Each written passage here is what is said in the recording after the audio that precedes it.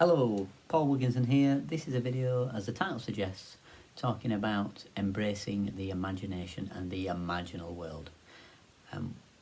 Whether that be music, dancing, singing, poetry, pottery.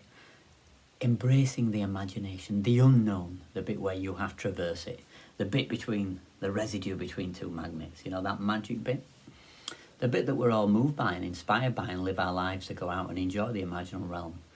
But the guardians of our society tend to devalue those kind of things because they want us to live out their imagination. I don't know if you've ever thought about this, but we are living one imaginal world, and there could be infinitely more. I suppose the question I have to ask, and questions are more important than answers.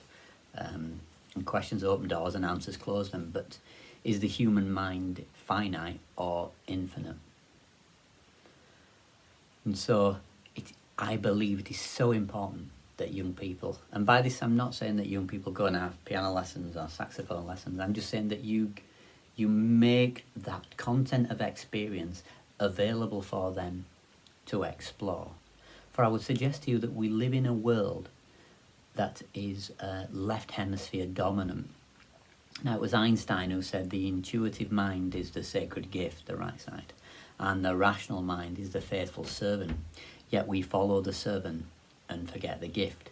Put it another way, when a bird's looking at a seed and sees it on the floor, the left hemisphere is seeing the seed, only the seed, yet the right hemisphere is looking to see if it can get eaten.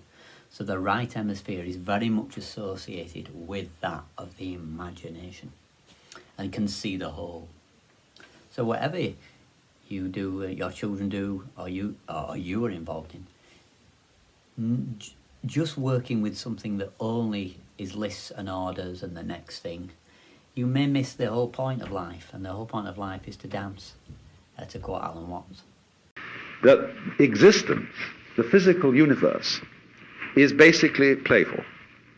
There is no necessity for it whatsoever. It isn't going anywhere.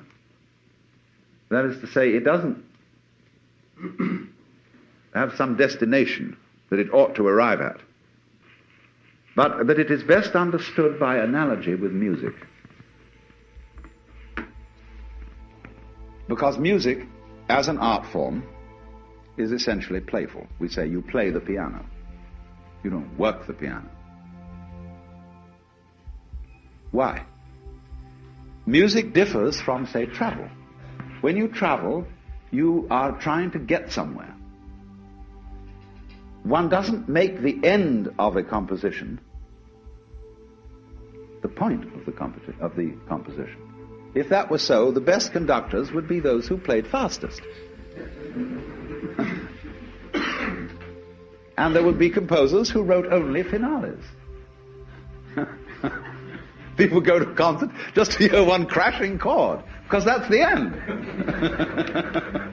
Same way in dancing. You don't aim at a particular spot in the room. That's where you should arrive. The whole point of the dancing is the dance.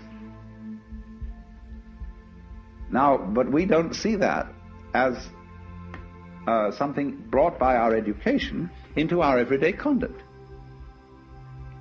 We've got a system of schooling which gives a completely different impression. It's all graded. And what we do is we put the child into the corridor of this grade system with a kind of, come on, kitty, kitty, kitty. And yeah, you go to kindergarten, you know, and that's a great thing because when you finish that, you'll get into first grade. And then, come on, first grade leads to second grade, and so on, and then you get out of grade school, and you've got high school, and it's revving up, the thing is coming. Then you're going to go to college, and by Jove, then you get into graduate school, and when you're through with graduate school, you go out to join the world.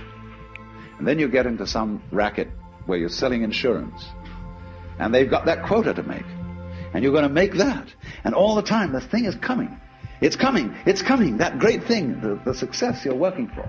Then when you wake up one day about 40 years old, you say, my God, I've arrived. I'm there. And you don't feel very different from what you always felt. By expectation. Look at the people who live to retire and put those savings away. And then when they're 65, they don't have any energy left, they're more or less impotent, And they go and rot in an old people's senior citizens community.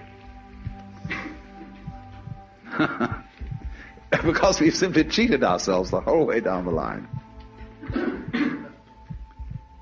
We thought of life by analogy with a journey, with a pilgrimage, which had a serious purpose at the end, and the thing was to get to that end, success or whatever it is, or maybe heaven after you're dead. But we missed the point the whole way along. It was a musical thing, and you were supposed to sing or to dance while the music was being played. So don't get deluded, don't miss the thing the whole way along the line. It's very, very important that young people create and are creative. If I play notes in a list, it's not music. Music requires the otherness that you bring to it, your imagination. So let that young person or yourself engage in the creative process because we have become a world that is what you might refer to as positivism, what Owen Barfield referred to as a residue of the unresolved positivism. He also called it essentially dashboard knowledge, which is essentially what Immanuel Kant would call the noumenal world. We can never know the world in itself, the subject-object. So to put all our perspectives on the idea that the way we are living now is actually truthful is just dashboard knowledge, and theories and thoughts and feelings and perceptions. They're just like people in a hotel foyer. They come and go.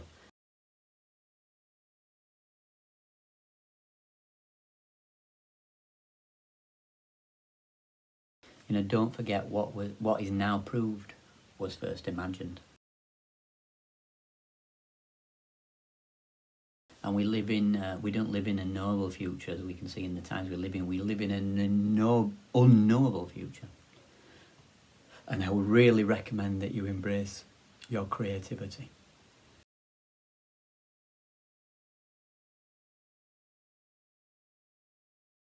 What I'm asking you to do is essentially put the contents of your experience, all of your mind, to one side, and possibly undo everything you know to build a new world, and to really embrace young children's creativity, because to just put it to one side and not embrace the other means you may be lacking in a child that has the capacity, and this is the book I'm working on, to do what we call meta theory, the ability to view any topic from a different architecture of thinking. So when a child plays a chord on the piano, it's not just that chord. It depends on the context before and afterwards, what inversion, what's going on in the bass. So that way they are viewing something from multiple perspectives. So the famous Hegel dialectic, which you kind of see acted out at PhD level with students, will be the thesis, antithesis, and synthesis. The idea is that get your idea, pitch yourself against yourself, unpack your idea, and then synthesize the two. So that's what I'm recommending here in a way, isn't it? Or suggestion. Teaching and telling is the idea that you have this idea of positivism, the idea that lines and order don't, and the dance doesn't matter, you miss that. The next thing's coming, as Alan Watts just said. But what I'm suggesting is actually to embrace the imagination and create some music. That's so important.